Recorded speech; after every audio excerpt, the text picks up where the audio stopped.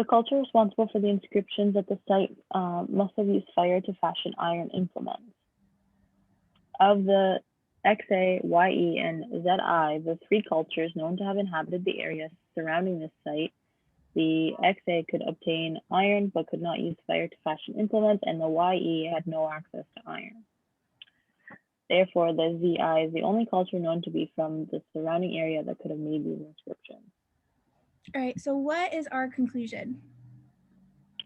Therefore, the ZI is the only culture known to be from the surrounding area that could have made these inscriptions.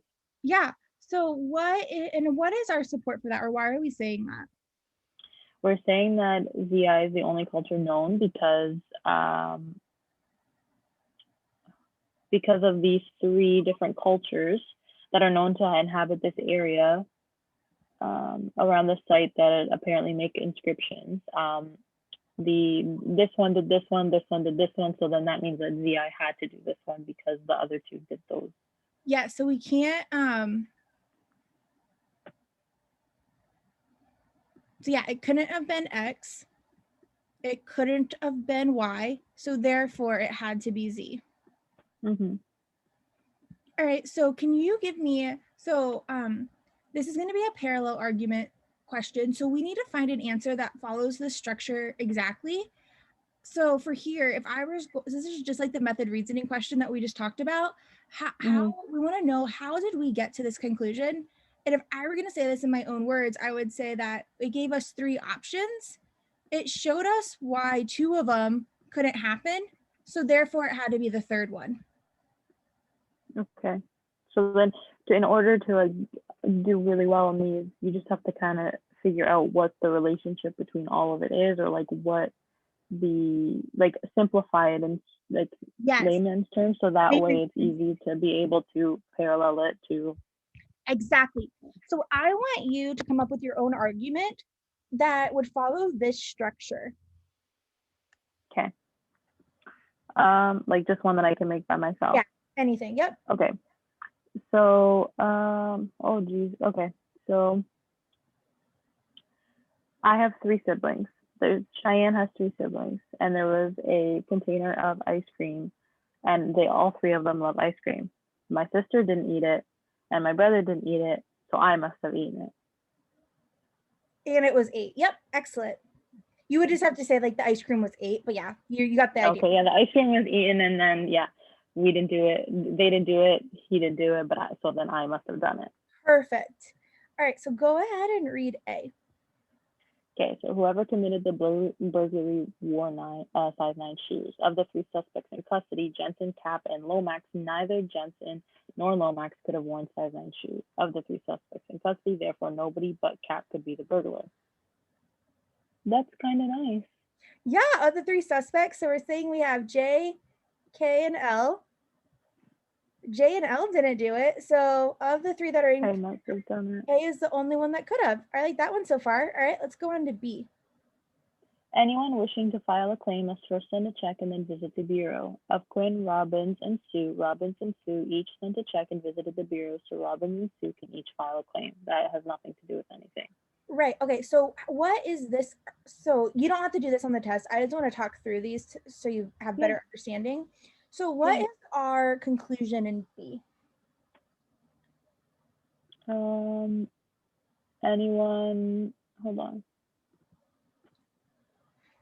Anyone wishing to file a claim must first send a check and then visit the bureau. Okay, so then Robbins and Sue can each file a claim. Yes, excellent. And how did we get to this conclusion? Because in order to file a claim, you must do this and do this. And then of the three people, Robbins and Sue each sent a check and visited the bureau. So they did these things in order to file a claim.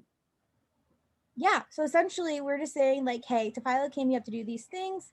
Q and R both, so these people both did these things. Both did these things, filed a claim. Wait, hold on. Sent a check and visited the bureau, so they can each file a claim. All right, so go ahead and give me an example of what this would look like in a, oh, I actually did this backwards for you. I get it though. I'm sorry. Okay, perfect. So If go you, ahead yeah, and your no argument. worries. So to do it, to like make another argument about it, it would be like anyone wishing to have good grades must first go to school and pay attention in class. And then of my three friends, Haley and Paige, each go to class and pay attention. Therefore, they get good grades, or so they Excellent. get good But grades. actually, this is flawed. I was right. So anyone must first file a claim. So, and if you wish to file a claim, you must first send a check and visit the bureau.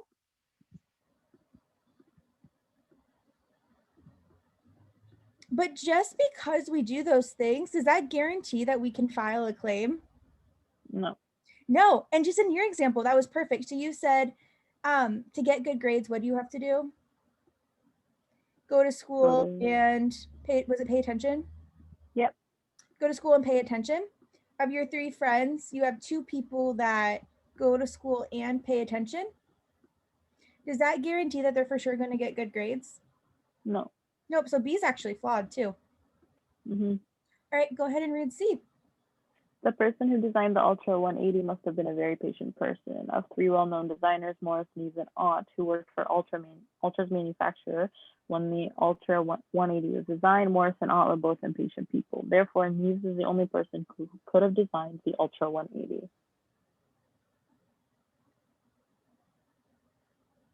Ooh. All right, so what's going on here? So the conclusion is therefore Neves is the only person who could have designed the Ultra 180. All right, and why are we saying that? Because the person who designed the Ultra 180 must have been a very patient person. And of these two people who also worked on it with Neves, they were not patient, which means that Neves would have been the only one to design it. Of three well-known designers, M, N, and O, who worked for Ultra's manufacturer. Of three well-known designers, M and O were both impatient people. Therefore, it needs an person. Okay, so do you like that one?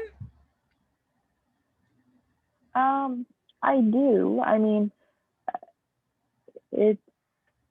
I feel like it's definitely a flawed question, but it also parallels kind of well with the.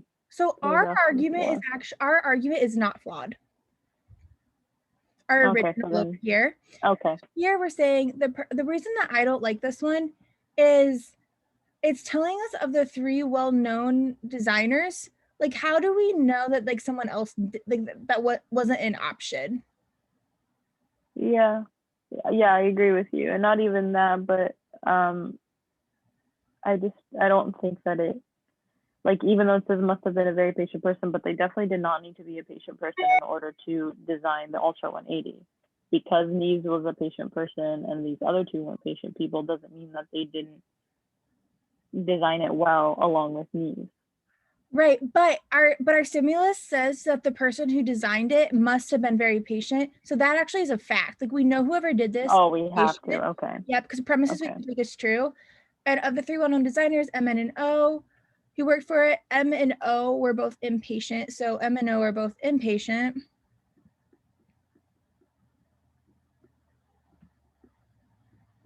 Therefore, they're trying to say that N is the only person who could have designed it. But I don't like this one because how do we know that someone that wasn't well designed, that someone that was not well, like a well-known designer could have designed it?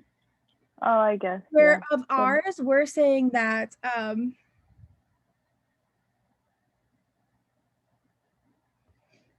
the three cultures known to have inhabited the area of the site. Yeah. Okay, what about D? Anyone aspiring to public office must have a quick wit and a ready smile. Of my friends Gail, Harry, and Ida, only Harry and Ida are aspiring to public office, so only Harry and Ida could have both a quick wit and a ready smile. That's flawed too. Yep. So if you were to write it out in like conditional, then it would say anyone aspiring to public office. So I would put like PO. Yep. you would put quick wit plus ready smile. Of my friends, they are aspiring to public office, so only Harry and Ida could have both a quick wit and a ready smile. I don't know why it's flawed, but I know it's So flawed. if That makes this is sense. saying that of your three friends, if you're quick wit and have a ready smile, you must be Harry or Ida. Okay. And so we take a necessary condition and act as if it's sufficient Oh, okay. by saying like, oh, that is it, which that's no, that's not true. Okay, yeah, I see. Oh crap. All right, and then what about the last one? Whoever wrote this letter to me signed it Tony. Since I do not know anyone who signs letters with that name, the writer of this letter could have been someone whom I do not know. All right. That's flawed too. Yep. So what is our conclusion here? In number, like in E? Yep. The writer of this letter could not have been someone whom I do not know. Oh, it could only have been someone who I do not know. Could only have been someone whom I do not know. So we're saying like whoever wrote this letter to me signed it Tony. So this letter is Tony. And I don't know him. Anybody who signs letters with that name. So I don't know anybody that signs the name with Tony. So the letter could have been written only by someone that I don't know. So I guess it would actually be like, don't know Tony. So therefore, the letter is someone that I don't know. Okay, I see, because you switched the, yeah, okay. It would be the writer, I would never diagram this ever on the test. The writer of this letter could only have been someone who I don't know. Okay, oh, sorry, no. So, wait, no, since I do not know anyone who signs letters with that name. So if you sign the name with Tony, I do not know you. So therefore, the letter is someone I don't know. Yeah, there we go. Perfect. All right, and then, awesome. Do you have any questions on that one? No, so the answer choice is A. Yes. Which makes the most sense. Perfect. And now when I'm looking at questions like this, am I looking to see like no flaw, or I'm looking to see X did this, Y did this, so Z must have done this? So on parallel reasoning questions, so this says most closely parallels, your answer choice won't have a flaw in it. If this said flaw, you're looking to match the same flaw type. Okay.